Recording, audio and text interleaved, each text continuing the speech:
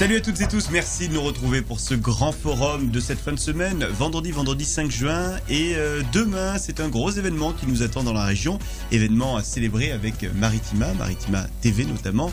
C'est un festival de magie, le festival de magie des Pennes Mirabeau, 17e édition et nous sommes avec les organisateurs de ce festival. J'accueille sur le plateau Philippe Bonhomme. Bonjour Philippe. Bonjour. Alors vous connaissez bien, vous étiez déjà venu nous présenter peut-être la 15e édition. À mon avis c'était la 15e ou 14e peut-être. Ouais. C'était il y a quelques temps dans cette même émission du Grand Forum.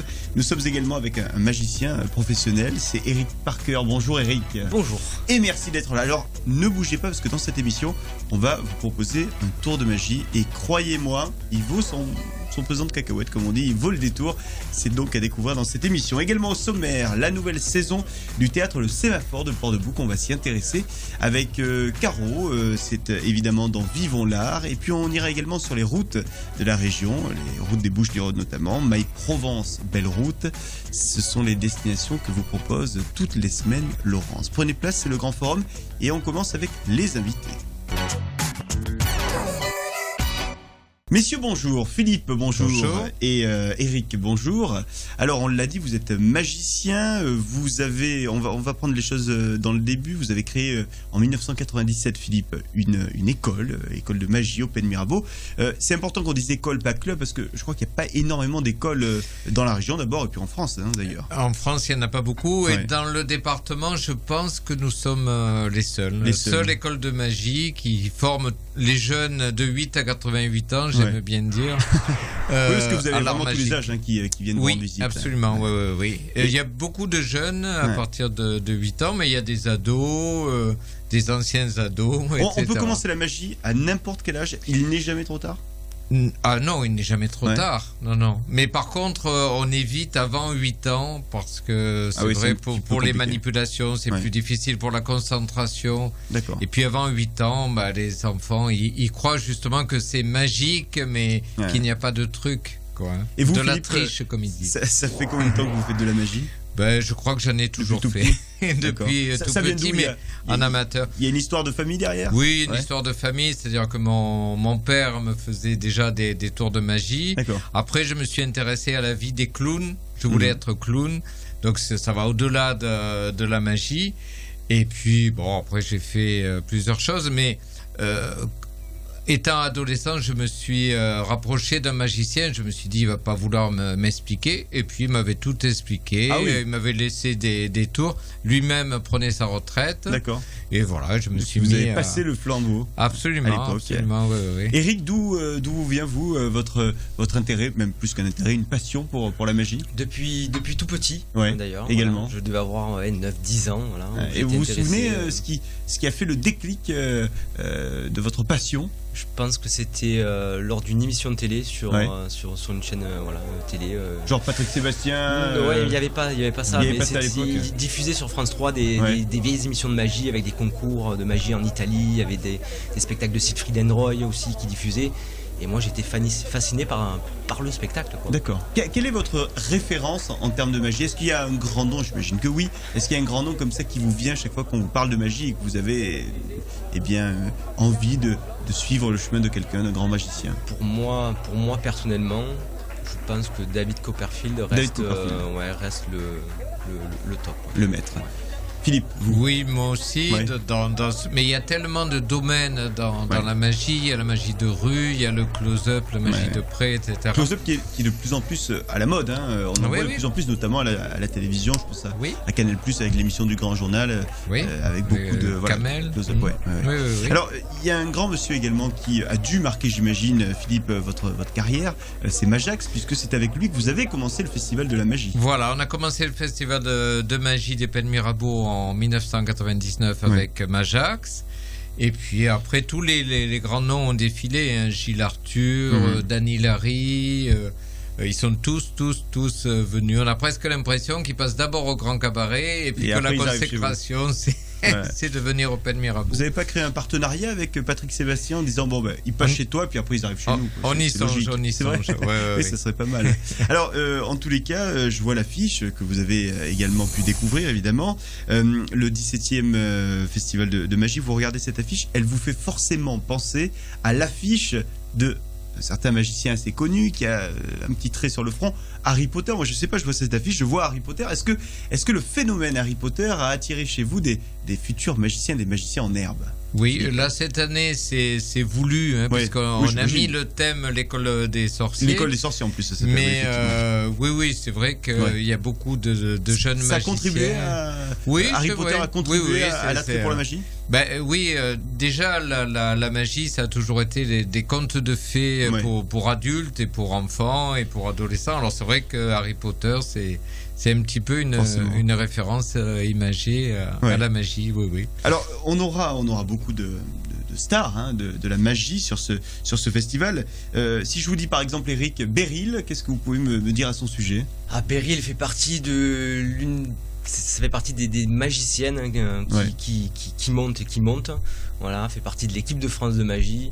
Il y a très peu de magiciennes sur scène, donc il faut pas la louper. Vraiment poétique, magique, hyper rapide, et dans la lignée des grands magiciens japonais qui font des changements de masque. Voilà, c'est vraiment excellent, quoi. Tim Silver et Sarah, 2 jeunes magiciens, voilà, dynamiques, modernes, incisifs, très très incisifs. Ça n'arrête pas, il n'y a pas de temps faible, pas de temps mort. Oui, ça y va. Beaucoup de grandes illusions et vraiment très très bien fait, quoi. Et puis on va terminer avec Thierry Shannon qui fera également partie de la programmation de ce festival de magie demain au Pen Mirabeau. Thierry Shannon, notre monsieur loyal de la soirée, puisqu'il va aussi avoir la lourde tâche de présenter ce festival et de présenter ce spectacle. Et il nous fera une petite surprise aussi en deuxième partie, parce qu'il aura un numéro pour lui aussi.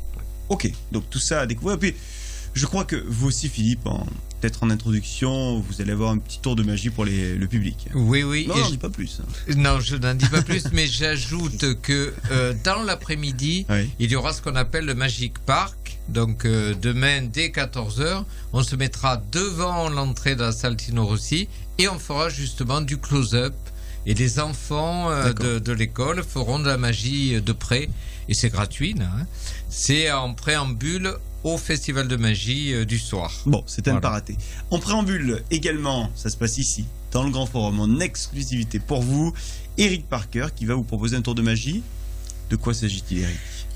Il s'agit. Je suis venu avec ma baguette magique à moi, c'est-à-dire ma fourchette. Je sors jamais sans mes propres couverts. Elle est particulière cette baguette. magique. Alors c'est du métal. Ouais. Juste une petite illusion d'optique. D'accord. Regardez.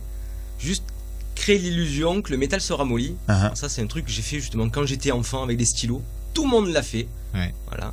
Et c'est génial parce que l'œil analyse, le cerveau analyse différemment et du coup on a la sensation que la fourchette est en train de se plier.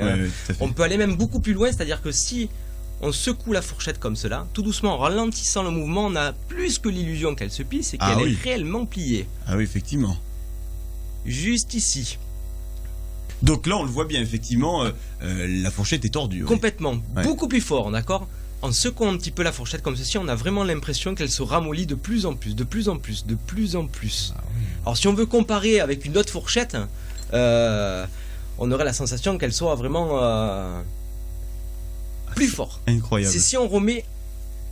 Voilà, on va remettre l'ensemble comme ceci. Voilà, regardez. Juste en tournant la fourchette comme cela. Regardez bien ce qui se passe. Et maintenant, elle est vrillée sur elle-même. Ah oui.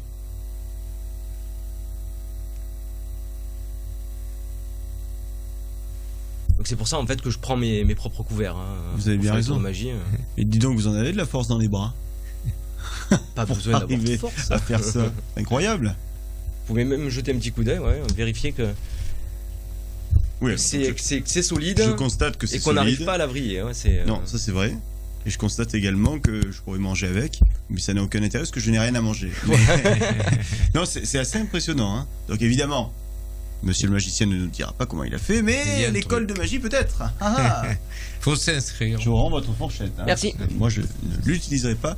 Et donc, ce genre de tour, on va en voir demain au festival de magie, des tours avec des fourchettes, des cuillères et des cartes, et tout autre couvert. Plein de choses, vraiment plein de choses. D'accord. La magie, vraiment, on essaie d'utiliser les objets de tous les jours aussi.